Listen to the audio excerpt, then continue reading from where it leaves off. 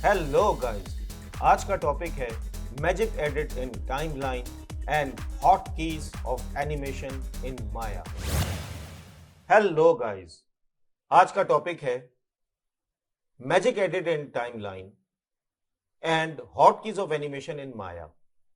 ये दोनों फीचर्स बहुत ज्यादा इंपॉर्टेंट है in order to do fast character animation और जनरल एनिमेशन और प्रोडक्ट एनिमेशन और even visual effects. Timeline Maya की इतनी ज्यादा पावरफुल है कि टाइमलाइन बेस बन जाती है कैरेक्टर एनिमेशन या किसी भी किस्म की एनिमेशन के लिए। तो हम इसके अंदर देखेंगे एडिट करके, और यहीं से हम बहुत सारे फीचर्स जो हैं वो इवॉल्व कर लेंगे।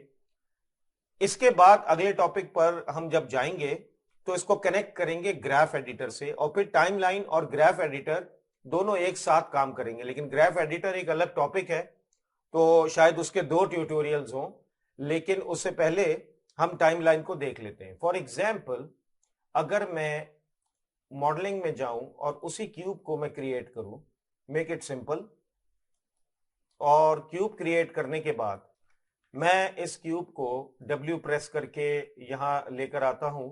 जैसे कि मैंने आपको पहले इंट्रोडक्शन टू एनिमेशन के ट्यूटोरियल में बताया था कि मैं इस क्यूब को मूव करूंगा इस पॉइंट से और इस पॉइंट तक लेकर आऊंगा, यानी कि ये सोर्स हो गई और ये डेस्टिनेशन हो गई।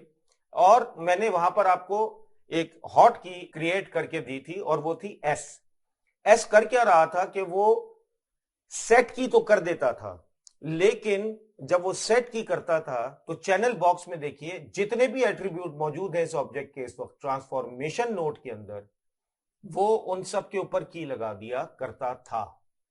यानी कि अगर आप एस प्रेस करेंगे तो याद रखिएगा ट्रांसफॉर्मेशन नोड में जितने भी एट्रीब्यूट मौजूद हैं, translate X Y Z, rotate X Y Z, scale X Y Z and visibility, इनके ऊपर की फ्रेम ऐड हो जाएगा और लग जाएगा। ये बहुत ज्यादा इंपॉर्टेंट फीचर है।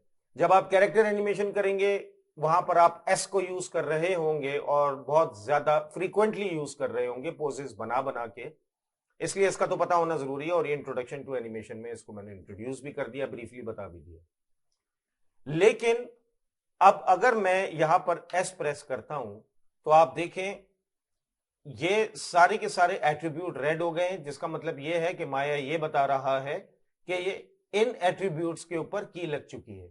अगर आप इनपुट नोट में जाएं तो आप देखिएगा वहां पर कोई की नहीं लगी है। तो इसका मतलब क्या हुआ कि एस प्रेस करने से ट्रांसफॉर्मेशन नोड के ऊपर तो की लग रही है, ट्रांसफॉर्मेशन नोड के अंदर जितने एट्रीब्यूट्स हैं उनके ऊपर भी की लग रही है, लेकिन उसके अलावा किसी नोड के ऊपर कोई की नहीं लग रही। ये करता है एस। अब आप आगे आ जाइए। अब अगर मैं ये चाहूं कि इस क्यूब को मूव करूं आगे, तो मैं उससे पहले टाइम को चेंज करूंगा। टाइम को चेंज करने के बाद फॉर एग्जांपल मैंने इसको लाकर 48 फ्रेम्स पे रखा, और उसको रखने के बाद जब मैंने टाइम चेंज कर दिया उसके बाद मैंने ऑब्जेक्ट को मूव कर दिया, और ऑब्जेक्ट को मूव करने के बाद मैंने एस दोबारा प्रेस कर दिया। अब ये मेरी एनिमेशन क्रिएट हो गई है। लेकिन हुआ क्या है कि इसने translate X Y Z, rotate X Y Z, scale X Y Z और विजिबिलिटी सबके ऊपर की लगा दी है। बहुत सारे केसेस के अंदर मैं ऐसा नहीं चाहता। बहुत सारे ऐसे एट्रीब्यूट्स हैं जो कि एनिमेट हो ही नहीं रहे होते, लेकिन उनके ऊपर कीज लग रही होती है बिकॉज आप एस प्रेस कर रहे होते। तो उसका तरीका यह है कि अगर मैं इस एनिमेशन को अनडू कर दूं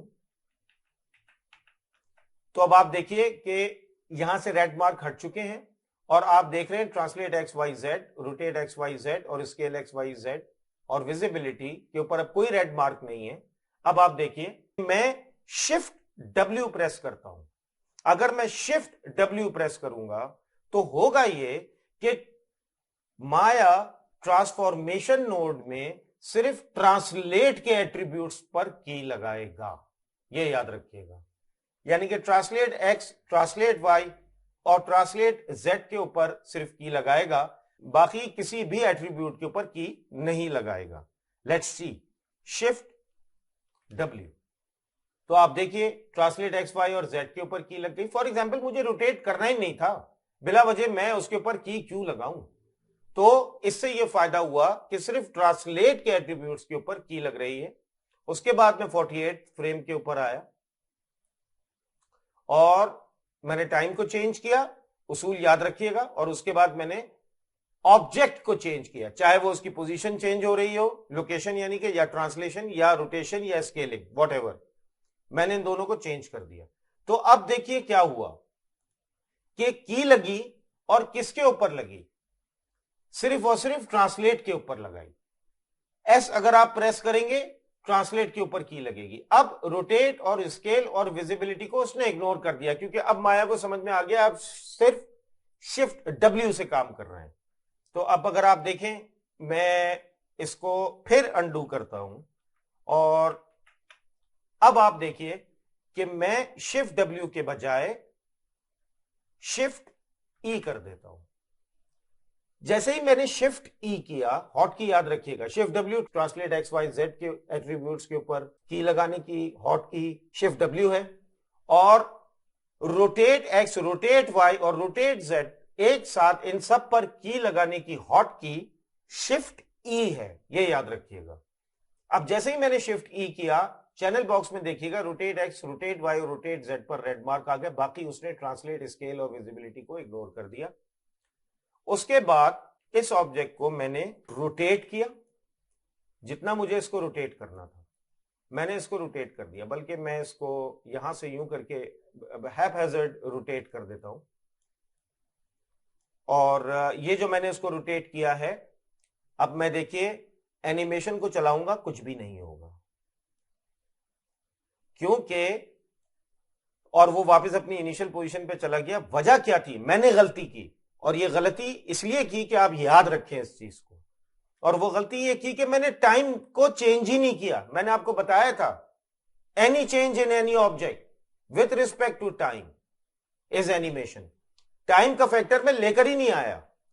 तो मुझे करना यह था कि मैं इस टाइम को पहले चेंज करता। फॉर एग्जाम्पल अगेन मैं 48 फ्रेम के ऊपर आया, और अब मैं रोटेशन जिस पर के की लग चुकी है फ्रेम 1 के ऊपर, और अब मैंने इसको रोटेट किया। टाइम मैं चेंज कर चुका हूं, सॉफ्टवेयर को टाइम मिल चुका है, वो क्या है 48 फ्रेम्स विच इज 2 सेकेंड्स।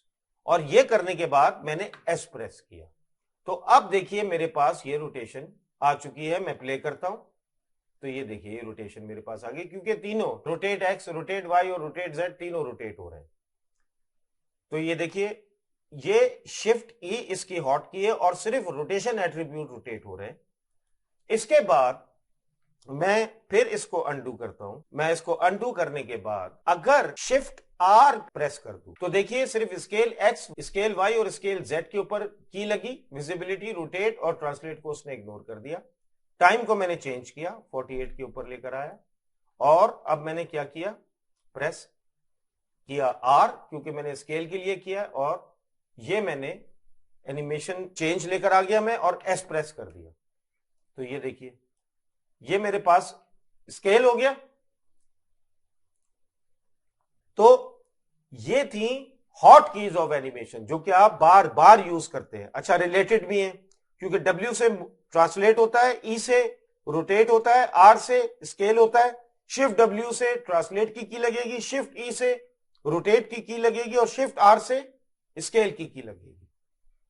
तो ये चीज आप लोगों को मुझे बताना बहुत ज्यादा जरूरी थी इस केस में। अब हम दूसरे सिनेरियो की तरफ चले जाते हैं, और वो ये कि मैं इसको वापस इनिशियल स्टेज के ऊपर लेकर आता हूं।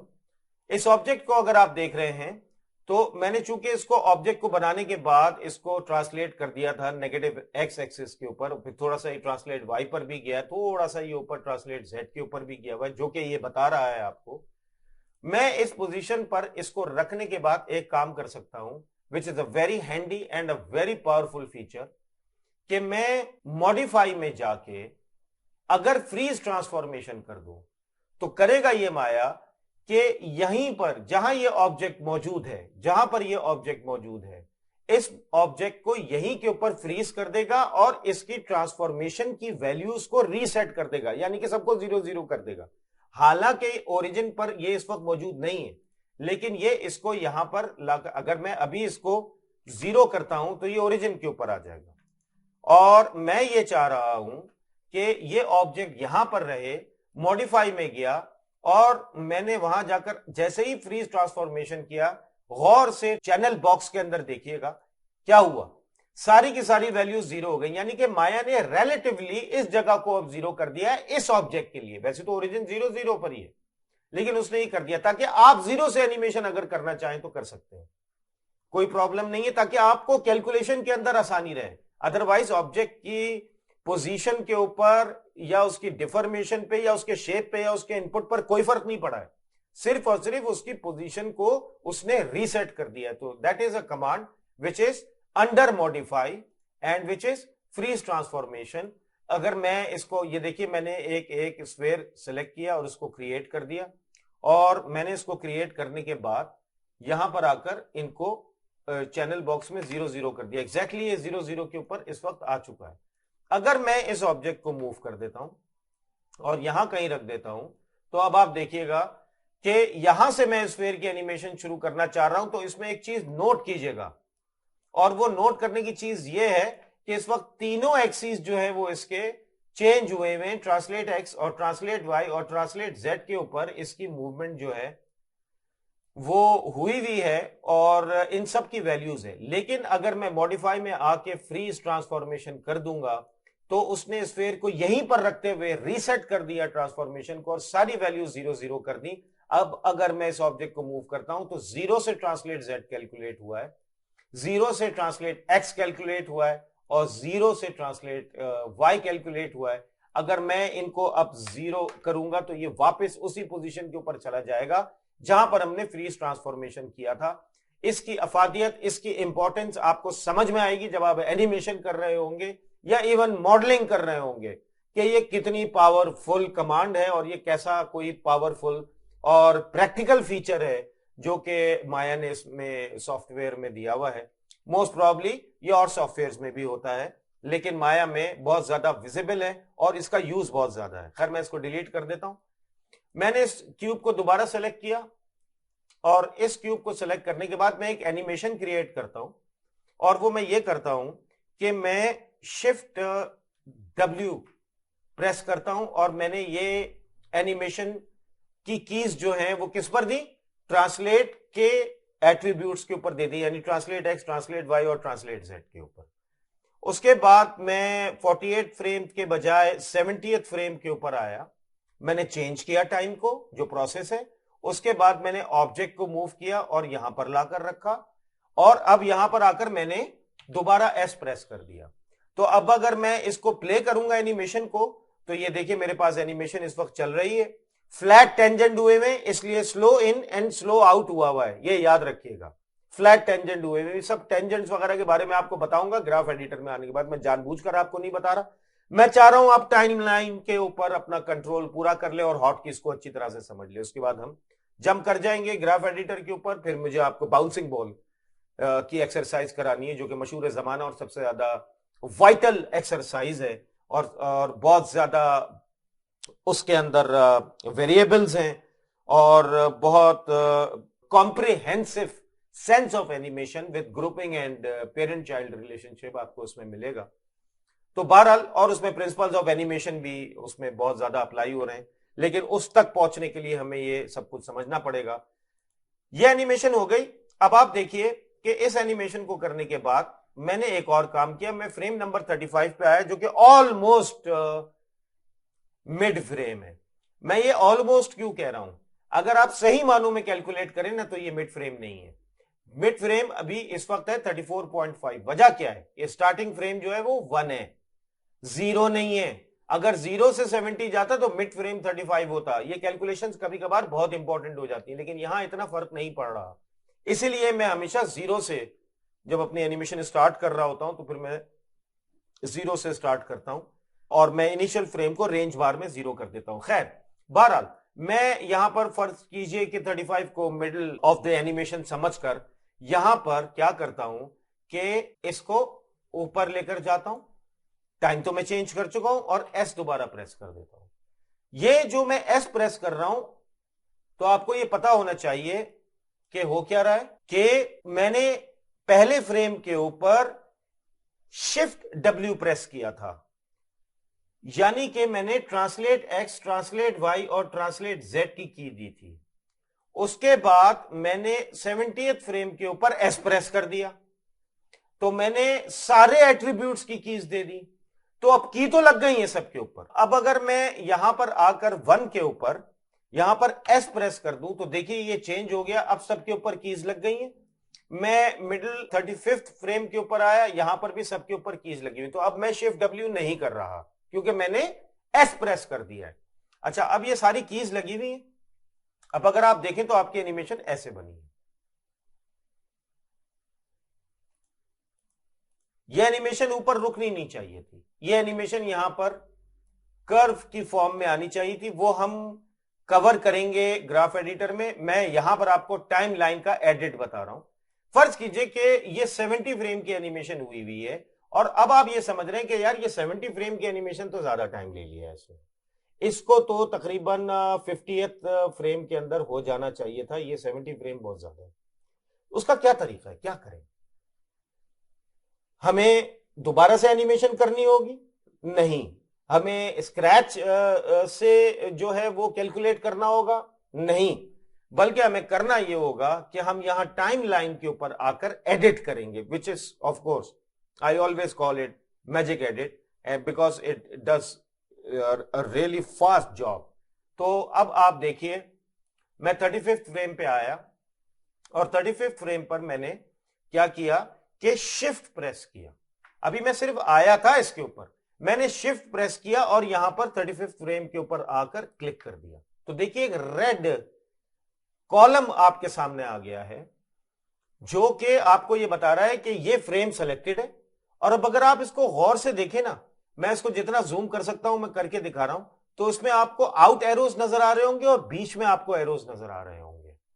अगर इन आउट एरोज को, जो कि left and right out arrows हैं, मैं लेफ्ट और राइट मूव करूं तो ये फ्रेम मूव होना शुरू हो जाएगा, यानी कि ये की जो है ये मूव होना शुरू हो जाएगी। ये देखिए, मैंने उसको लेफ्ट माउस बटन से ड्रैग करना शुरू किया और मैं लेफ्ट माउस बटन को छोड़ नहीं रहा हूं। मैं इसको तकरीबन 25th फ्रेम के ऊपर ले आया और लाने के बाद मैंने कहीं पर भी टाइम लाइन पे क्लिक कर दिया। उसके बाद मैं 70th फ्रेम पे गया। अब अगर मैं कंफ्यूज हूं कि कहीं गलती से मैं कोई और फ्रेम सेलेक्ट ना कर लूं, तो मैं यहां पर आकर कंट्रोल्स में, प्ले बैक कंट्रोल्स में स्टेप बैक 1 की जो कमांड है उसके ऊपर मैं लेफ्ट क्लिक करता हूं तो उसने एग्जैक्टली स्नैप कर दिया 70th फ्रेम को। जैसे ही किया मैंने शिफ्ट प्रेस किया और लेफ्ट माउस बटन प्रेस किया और आउट लेफ्ट एरो को लिया और मैंने मूव करना शुरू कर दिया इसको सिलेक्ट करके और 50th फ्रेम के ऊपर ले जाकर रख दिया। और उसके बाद मैंने टाइम लाइन में बाहर लेफ्ट क्लिक कर दिया तो वो रेड कॉलम कैंसिल हो गया। अब आप देखिए ये वही कीज है लेकिन इनका टाइम चेंज हो चुका है, यानी कि हमने टाइम लाइन में एडिट कर दिया इसको। अब आप देखिए, अब ये एनिमेशन तेज हो गई है, यानी ये पहले जो कि 70th फ्रेम पे खत्म हो रही थी अब 50th फ्रेम पे खत्म हो गई है। पहले मिड की फ्रेम 35 था, अब मिड की फ्रेम 25 है। Let's undo it. एक तो ये तरीका है, ये इंडिविजुअल कीज को एडिट करने का तरीका है। अब हम वापस आ गए हैं फ्रेम 1, फ्रेम 35 और फ्रेम 70 के ऊपर। अब एक और तरीका है और वो ये है कि मैं फ्रेम 70 के ऊपर, मेरी एनिमेशन फ्रेम 1 से लेके फ्रेम 70 तक है और बीच में अब जितनी भी कीज है, लेकिन जो टोटल लेंथ है इसकी वो फ्रेम 70 तक है, 1 to 70। मैं यहां पर आया, मैंने शिफ्ट प्रेस किया और अब सिर्फ मैं यहां पर क्लिक नहीं करूंगा। देखिए अगर मैं क्लिक करके लेफ्ट माउस बटन क्लिक करने के बाद इसको छोड़ देता हूं तो ये रेड कॉलम यहां पर आ गया। अब ये तैयार है। अब आप इंडिविजुअल फ्रेम को आगे पीछे इसके ऊपर लेफ्ट एंड राइट मूव कर सकते हैं और इसका टाइम जो है वो टाइम लाइन में चेंज कर सकते हैं इस की फ्रेम का। लेकिन अगर मैं इसके ऊपर शिफ्ट प्रेस करके लेफ्ट माउस बटन क्लिक करूं और रिलीज ना करूं, क्लिक किया हुआ है, पहले मैंने रिलीज कर दिया था, इंडिविजुअल फ्रेम का कंट्रोल उसके पास आ गया था, लेकिन अब मैंने शिफ्ट प्रेस किया हुआ है और लेफ्ट माउस बटन को मैं रिलीज नहीं कर रहा और अब मैंने इस लेफ्ट माउस बटन को बगैर रिलीज किए हुए मूव करना शुरू कर दिया है, तो ये देखिए रेड कॉलम जो है वो इंगेज करता जा रहा है जितना भी टाइम लाइन में आप मूव करना चाह रहे हैं। और ये देखिए मैं इसको बिल्कुल एंड तक ले गया। अब ये मेरे पास पूरा का पूरा जो एनिमेशन थी वो इस रेड एरिया के अंदर सेलेक्टेड है, और अब माया जो है वो तैयार है एक चीज के लिए। वो कह रहा है आप इससे दो काम कर सकते हैं। एक तो ये कि आप इस एनिमेशन को स्लाइड कर सकते हैं। फॉर एग्जांपल मैंने इस एनिमेशन को शुरू किया था फ्रेम 1 से, फिर मैं फ्रेम 35 पे गया, फिर मैं फ्रेम 70 पे गया। बाद में पता चला यार ये फ्रेम 1 से करनी नहीं थी, ये तो फ्रेम 10 से करनी थी। फ्रेम 1 से 10 तो कुछ और हो रहा था। तो अब मैं एनिमेशन तो कर चुका हूं, तो अब मैं क्या करूं? तो अब मैंने इसी एनिमेशन को इस तरह से सिलेक्ट किया, left mouse button shift drag, और पूरी की पूरी एनिमेशन इस रेड एरिया के अंदर ले ली, जो कि वो हाईलाइट करता चला गया जैसा कि मैंने करके दिखाया था। आपको ये बीच में अब दो एरोज नजर आ रहे हैं, ये स्लाइडिंग एरोज हैं, ये याद रखिएगा। ये क्या है? इसमें स्लाइडिंग एरोज है। मैं लेफ्ट स्लाइड कर सकता हूं, मैं राइट स्लाइड कर सकता हूं। लेफ्ट में स्लाइड इसलिए नहीं कर सकता अभी क्योंकि मैंने रेंज ही 1 फ्रेम से आगे दी हुई, यानी कि फर्स्ट फ्रेम। तो मैं राइट स्लाइड करूंगा, और राइट के लिए मैं ये राइट एरो को सिलेक्ट करूंगा, और ये देखिए मैंने मूव करना शुरू किया। और फॉर एग्जांपल मैंने फ्रेम नंबर 25, ये देखिए सारे के सारे जो फ्रेम्स हैं वो चेंज हो रहे हैं। अगर आप नोट करें, जो की जहां पर लगी हुई थी फ्रेम 1 के ऊपर लगी हुई थी, अगर मैं लेफ्ट एरो से वापस चला जाऊं तो ये देखिए ये रही फ्रेम 1 पर। और अब अगर मैं राइट एरो से आगे जाऊं तो ये देखिए उसका नंबर चेंज हो रहा है, और वो की अब किस पर आ गई है? 1 से 25 पर। जो की 70 पे लगी हुई थी वो किस पे आ गई है? 98 पर। और जो की 35 पे लगी हुई थी, लेट्स सी वो कहां आ गई है। लेकिन अब जो कुछ भी है, ये मिड की जो थी वो मिड में ही है। और अब मैंने बार क्लिक कर दिया, बिल्कुल उसी तरह से बार क्लिक कर दिया। अब आप देखिए फ्रेम नंबर 25 से शुरू हो रही है, उससे पहले एनिमेशन नहीं है, ये देखिए। तो मैंने पूरी की पूरी एनिमेशन, अब चाहे कितनी भी कीज हो बीच के अंदर, अगर मैंने वो रेड एरिया का ब्रैकेट बना दिया है तो उसके बाद अब कोई फर्क नहीं पड़ने वाला, आप स्लाइड कर सकते हैं एनिमेशन। अब आप एक और चीज देखिए, फ्रेम नंबर 25 पर शिफ्ट प्रेस किया, left mouse button click and drag, मैं रिलीज नहीं कर रहा हूं, और फिर मैंने ये रेड एरिया सेलेक्ट किया, मैं यहां तक लेकर गया। ये तो थी स्लाइडिंग एरोस, जिससे कि स्लाइड कर रहा था मैं एनिमेशन को। लेकिन अब अगर मैं स्केल करना चाहता हूं एनिमेशन को, जैसे कि मैंने आपको पहले मैन्युअली करके दिखाया, frame number 1, frame number 35, frame number 70, तो 35 को मैंने इंडिविजुअली पिक किया लेफ्ट क्लिक से, और क्लिक करने के बाद मैं उसको मूव करता हुआ 25th फ्रेम पे ले गया, फिर 70th फ्रेम को मूव करता हुआ मैं 50th फ्रेम पे ले गया। लेकिन अगर अब मैं इस आउट एरो को, अब मैं ये स्लाइडिंग एरोस की बात नहीं कर रहा, ये तो स्लाइड कर रहा है, इस आउट एरो को राइट और इस आउट एरो को लेफ्ट, अगर मैं ड्रैग करके राइट पर मूव करूंगा या इस एरो को ड्रैग करके लेफ्ट में मूव करूंगा, तो होगा ये कि ये इंटरपोलेटेड प्रोपोर्शनल स्केल कर देगा उस एरिया को जो कि रेड ब्रैकेट के अंदर आया हुआ है। अब देखिए ये मैंने करना शुरू किया, तो देखिए मिडिल की भी मूव हो रही है, जबकि फर्स्ट की अपनी जगह पर है, क्योंकि वो इसको स्केल कर रहा है, और यानी कि मैं ये टाइम बढ़ा रहा हूं। अब ये मैंने एनिमेशन क्या कर दिए?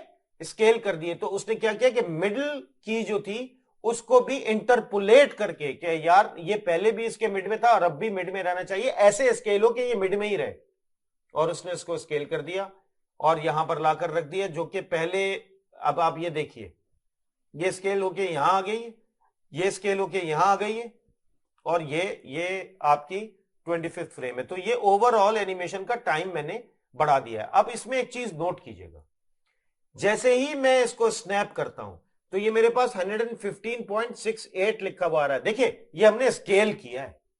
अब माया ये नहीं देख रहा, वो कह रहा है अच्छा स्केल करना कर दो, लेकिन फिर मैं पॉइंट्स में स्केल करूंगा क्योंकि ये इंटरपोलेट कर रहा है स्केलिंग को। ये आपके एनिमेशन के बिहेवियर को वैसे ही रखेगा, लेकिन ओवरऑल स्केल कर रहा है। अच्छा ये जो फ्रेम आपको नजर आ रहे हैं ना डेसिमल में, ये अच्छी बात नहीं है। वो नहीं कहते बच्चों से बुरी बात है, ऐसा नहीं करना चाहिए, ये बिल्कुल वही चक्कर है। ये बुरी बात है, ऐसा नहीं करना चाहिए। यानी कि आप याद रखिएगा, मैं ये आपको एक प्रोफेशनल टिप दे रहा हूं, कभी कभार मजबूरी हो जाए तो देख लीजिएगा, एक प्रोफेशनल टिप दे रहा हूं, और वो ये है, हमेशा अपने फ्रेम्स को इंटीजर्स में रखिएगा, यानी कि होल नंबर्स होने चाहिए, डेसिमल नहीं होना चाहिए। कोशिश ये कीजिएगा, कभी कभार बहुत ज्यादा पिंचिंग एनिमेशन हो रही होती है, फॉर एग्जाम्पल मक्खी के पर हैं वो आपका रोटेट कर रहे हैं, उधर भी हम मोशन ब्लर लगा देते हैं, वहां पर भी हम बहुत तेज एनिमेशन कर रहे होते हैं लेकिन मोशन ब्लर लगाते हैं, हम डेसिमल में वहां पर भी नहीं लेकर जाते। तो ये याद रखिएगा कि कभी भी डेसिमल में नहीं होना चाहिए। तो इसको फिर मैं कैसे ठीक करूं? इसको ठीक करने का तरीका यह है कि आप इसी फ्रेम के ऊपर रहें, 115.68, याद रखिएगा 0.5 से ऊपर है, इस पर राइट क्लिक करें और स्नैप कर दें। जैसे ही स्नैप करेंगे ये 115.68 से 116 के ऊपर चला जाएगा, क्योंकि पॉइंट डेसिमल की वैल्यू 0.5 से ऊपर है, तो ये उस तरफ इंक्लाइंड हो जाएगा। देखिए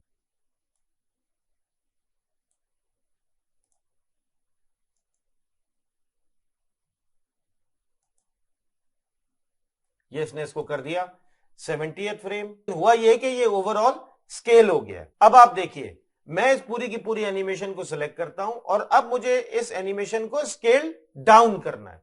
स्केल डाउन करने का तरीका यह है कि मैं इसी राइट एरो को लेता हूं, बजाय राइट साइड पर इसको ड्रैग करके ले जाने के, लेफ्ट साइड के ऊपर मैं इसको ड्रैग करता हूं, तो देखिए मिडिल की जो की फ्रेम की थी वो भी ड्रैग हो रही है, और आप ये देखिए कि उसने इस एनिमेशन को स्केल डाउन कर दिया। अब ये मैंने बाहर क्लिक कर दिया, अब आप देखिए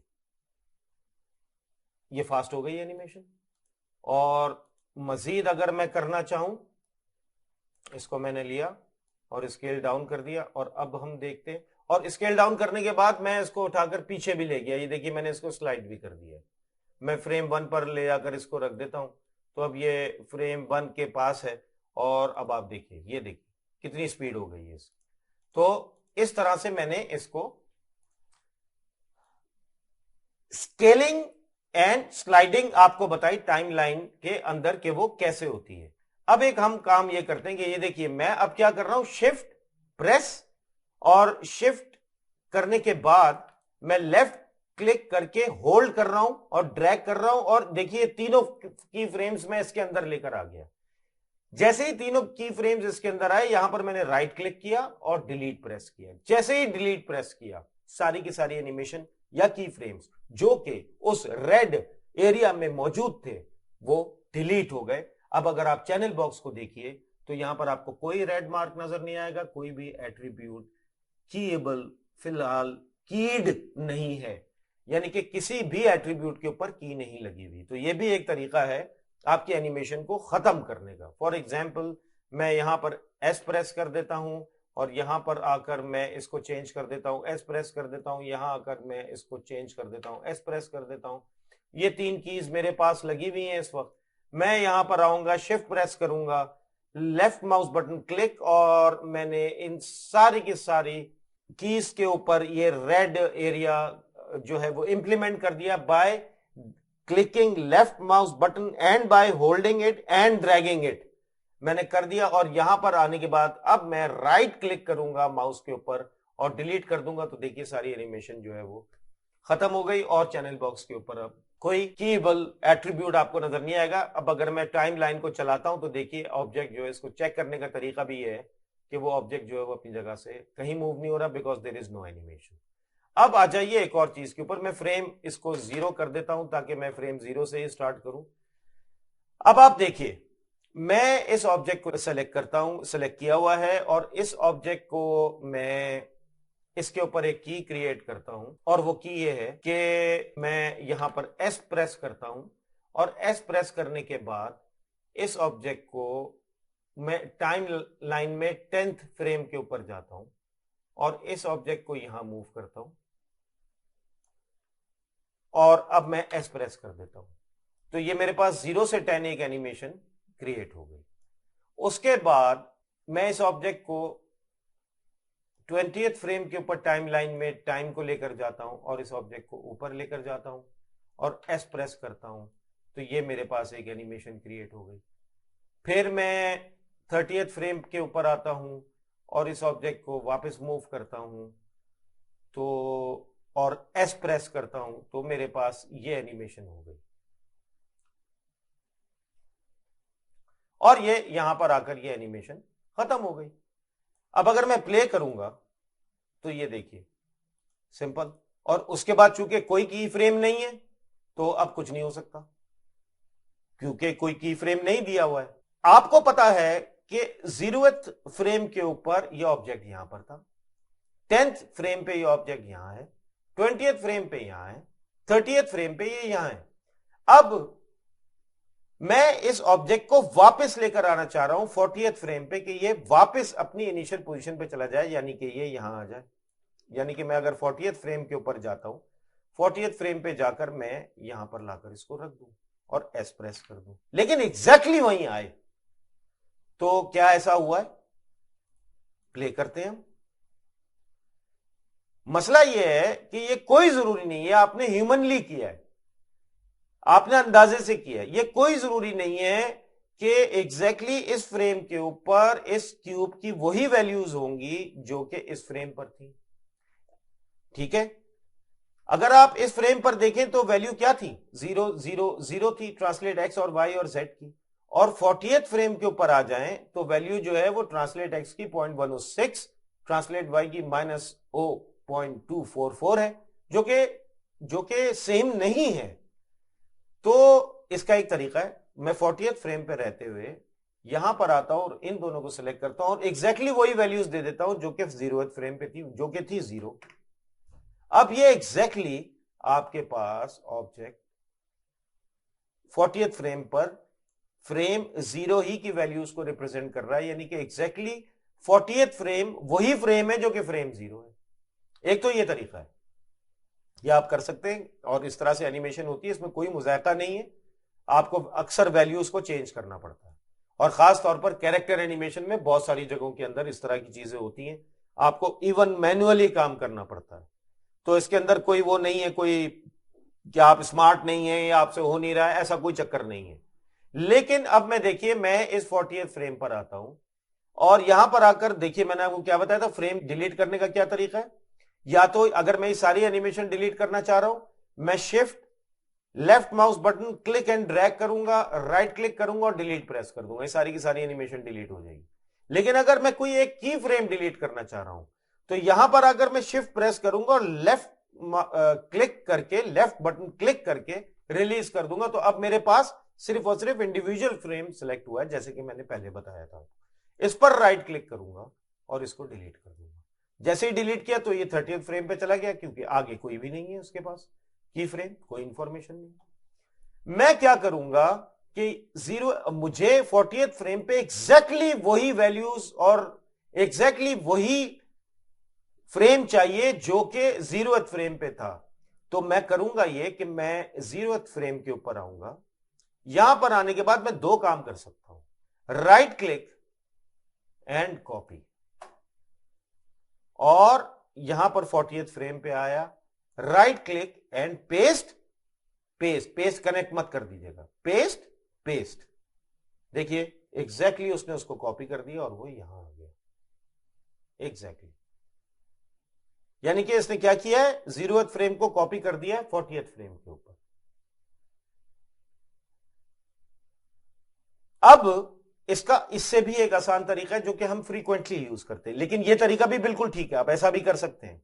मैं इसको फिर देखिए, इस पर मैंने क्लिक किया और डिलीट कर रहा हूं। अब आप देखिए यहां आया और मुझे इस फ्रेम को, इस की फ्रेम को 40th की फ्रेम के 40th यानी कि टाइम लाइन पे 40 टाइम के ऊपर मुझे इस की फ्रेम को कॉपी करना है। तो मैंने आपको क्या बताया था कि इस पर राइट क्लिक करें, कॉपी करें और फिर 40th फ्रेम पे आए, राइट क्लिक करें, पेस्ट एंड पेस्ट कर दें, हो गया। अब देखिए दूसरा तरीका, 0th फ्रेम के ऊपर आया, middle mouse button, 0th frame पे हूं मैं, एग्जैक्टली उस फ्रेम पे होना जरूरी है, और middle mouse button drag, drag to right, इस केस में राइट, वरना आप लेफ्ट भी जा सकते हैं अगर पीछे करना है। और मिडिल माउस बटन मैंने रिलीज नहीं किया है, मैं 40th फ्रेम के ऊपर आया और यहां पर जहां पर मुझे इस की फ्रेम को कॉपी करना था, मैंने यहां पर आकर मिडिल माउस बटन को रिलीज कर दिया। अभी बात खत्म नहीं हुई है, स्टेप याद रखिएगा। 0th फ्रेम पे था, वहां पर मैंने 0th फ्रेम से पे मिडिल माउस बटन को प्रेस किया, होल्ड किया, ड्रैग किया राइट की तरफ, उसने 0 की सारी वैल्यूज उठा ली और 40th फ्रेम पर आकर मिडिल माउस बटन को मैंने रिलीज कर दिया। अभी एक काम और करना है, यहां पर आकर जैसे ही आपने ये कर दिया, एस प्रेस कर दिया तो वो की फ्रेम तो बनाएगा। आपके एस प्रेस करने से की फ्रेम तो बनाएगा, लेकिन वैल्यूज किसकी लेगा? जहां से आप मिडिल माउस बटन ड्रैग करके लेकर आए थे, और वो कौन सा फ्रेम था? फ्रेम 0। तो वैल्यूज उसने सारे की फ्रेम, उस की फ्रेम के लिए जहां पर वो मिडिल माउस बटन से ड्रैग करके हम लेकर आए थे, विच वॉज फ्रेम 0, तो उसने उसकी सारी वैल्यूज ले ली ट्रांसफॉर्मेशन। अब आप देखिए, ये आपके पास जो है वो एनिमेशन जो है वो तैयार हो गई है। अब अगर मैं देखिए 10th फ्रेम को लेता हूं, मिडिल माउस बटन ड्रैग, और 10th फ्रेम से मैं 50th फ्रेम पर आया और यहां पर आकर एस प्रेस कर दिया। तो अब आप देखिए 0, 10, 20, 30, 40 और फिर 50 पे क्या रिपीट कर रहा है? 10th फ्रेम रिपीट करता हूं, 20th फ्रेम पे आया, मिडिल माउस बटन ड्रैग और 60th फ्रेम के ऊपर ले आकर रख दिया एस। उसके बाद 30th फ्रेम पे middle mouse button drag, 70th frame पे रख दिया एस, और फिर 40th फ्रेम पे middle mouse button drag, 80th frame पे रख दिया एस। तो ये देखिए कि मेरे पास ये एनिमेशन पूरी की पूरी मैंने फ्रेम बाय फ्रेम, की फ्रेम बाय की फ्रेम कॉपी कर ली है। ये है मैजिक टाइमलाइन का, और ये इतनी कोई जबरदस्त चीज है कि दूसरे सॉफ्टवेयर में भी मौजूद है, लेकिन मैं आपको यकीन दिला रहा हूं ऐसे मौजूद नहीं है जैसे कि माया में मौजूद है। माया बहुत पावरफुल सॉफ्टवेयर है, मैं इसको किसी से कंपेयर नहीं कर रहा, मैं ब्लेंडर को या 3D स्टूडियो मैक्स को ऊपर या नीचे नहीं कर रहा, मैं ये माया के फ्रेम ऑफ रेफरेंस में बात कर रहते हुए ये बात कर रहा हूं। It is a very very powerful software, लोग इस चीज को समझ नहीं रहे, और मुझसे कमेंट्स के अंदर बात होती है कि I am a Blender guy, I am a Max guy और आई एम अ माया गाय। ये तो मेरा कॉन्सेप्ट ही नहीं है, मैं इस चीज को वैसे ही रिजेक्ट करता हूं। ये ब्लेंडर और माया और मैक्स गाय जो है ना, ये सिर्फ गाय बन के रह जाते हैं और कुछ नहीं होता, कॉन्सेप्ट्स होते नहीं है भाई। कॉन्सेप्ट्स का होना बहुत ज्यादा जरूरी है, और आपको स्मार्टली कमांड्स को यूज करना आना चाहिए। सारे सॉफ्टवेयर के अंदर सारी कमांड्स मौजूद है, पता नहीं क्यों नहीं समझ में आ रहा लोगों के।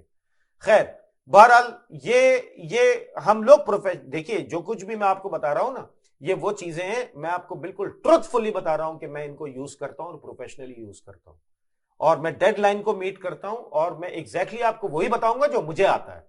तो अब आप ये देखिए कि ये इसने कर लिया। अब देखिए मैं टाइमलाइन को बढ़ाता हूं, मैं यहां से बढ़ाकर अभी 200 फ्रेम के ऊपर ही ले आता हूं, वरना मैं यहां पर 200 की वैल्यू को ज्यादा भी कर सकता हूं। अब आप देखिए सारी एनिमेशन आपकी मौजूद है, प्ले कर रहा हूं मैं, और ये प्ले हो रही है। अब आप एक और चीज देखिए, shift left mouse button drag, और ये मैंने पूरा एरिया ले लिया, और मैं 80th फ्रेम के ऊपर को भी मैंने अंदर ले लिया इसके, इस रेड एरिया के, और यहां पर आकर मैंने क्या किया, right mouse button click and copy. फिर मैंने क्या किया, मैं फ्रेम 90 के ऊपर गया। अब उसने पता है क्या किया है, उसने इस पूरे रेड एरिया के अंदर जितने भी की फ्रेम्स थे उन सबको कॉपी कर लिया है, उनकी वैल्यूज को कॉपी कर लिया है, उनके टाइम को कॉपी कर लिया है। अब मैं 90th फ्रेम पे गया, right mouse button paste, paste, ये पूरी की पूरी एनिमेशन 0 से 80 तक उसने 90 से 170 तक कॉपी कर दी है। लेट्स सी,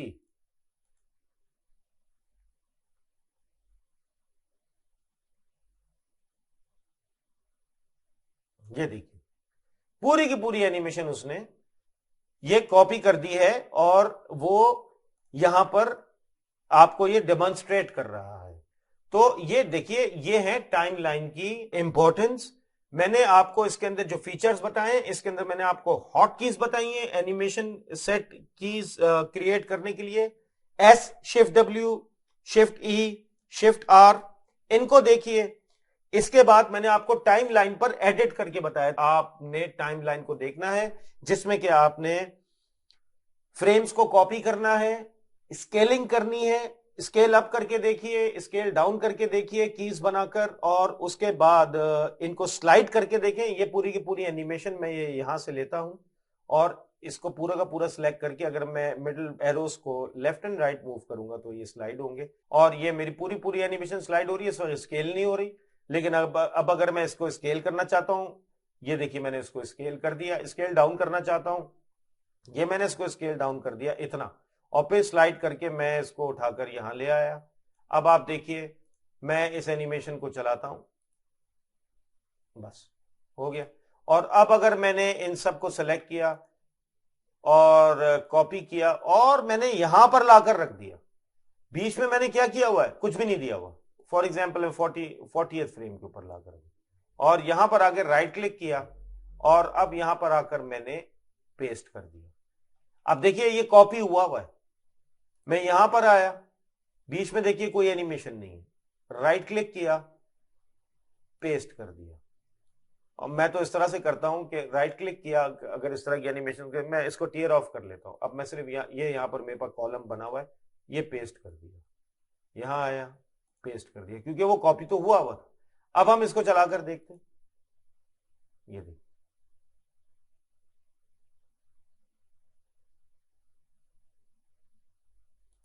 और अगर अब आप इन सेट्स के अंदर कुछ एडिट करना चाहते हो तो आप कभी भी किसी वक्त भी कर सकते हैं। इनके की फ्रेम्स, इनको इंडिविजुअली भी अगर स्केल करना चाहते हैं तो ये स्केल हो सकते हैं। आप देखिए सिर्फ इस एरिया को मैंने सेलेक्ट कर लिया और अब मैं इसको scale up and scale down कर रहा हूं, तो ये वाला पार्ट जो है वो बहुत ज्यादा स्केल हो गया है। या मैं इसको ऐसे कर देता हूं कि मैंने इसको सेलेक्ट किया और इसको मैंने इतना स्केल किया, इसको सेलेक्ट किया देखिए, और इसको मैंने थोड़ा सा इससे भी कम स्केल किया और स्लाइड कर दिया पीछे, और इसको सेलेक्ट किया, इस पूरे पार्ट को shift left mouse button click और स्लाइड कर रहा हूं मैं मिडिल एरो से, और उसके बाद मैं इसको और मजीद स्केल डाउन कर रहा हूं।